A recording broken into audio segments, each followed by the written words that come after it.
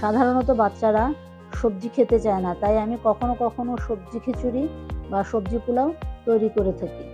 Hello everyone, আসসালামু আলাইকুম। আমি আজ আপনাদের মাঝে সবজি পোলাও তৈরির একটি রেসিপি নিয়ে এসেছি।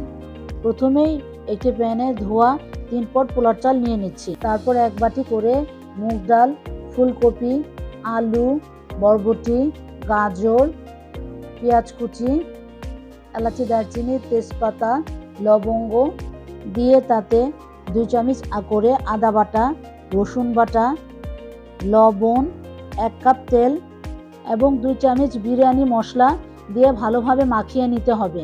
আমি এখানে বিরিয়ানি মশলা ইউজ করেছি কারণ এতে এর স্বাদটা আরও বেশি বেড়ে যাবে। এরপর চুলায় প্যানটি বসিয়ে তাতে 6 মগ পরিমাণ গরম পানি ঢেলে দিব। আপনারা আপনাদের পরিমাণ মতো বুঝে পানি দিয়ে দিবেন।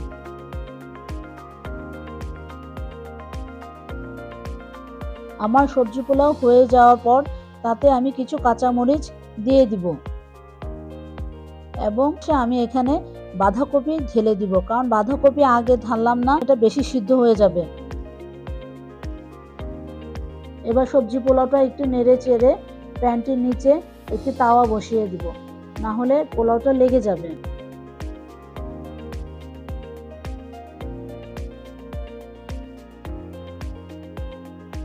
এবার আমি পোলাওটার স্বাদ আরেকটু বাড়ানোর জন্য তাতে সামান্য পরিমাণ ঘি দিয়ে দিচ্ছি।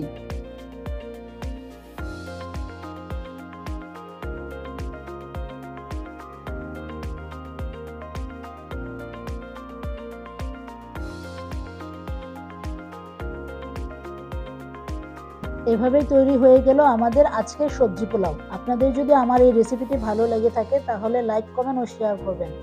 আর নতুন নতুন রেসিপি পেতে সাবস্ক্রাইব করুন। ধন্যবাদ।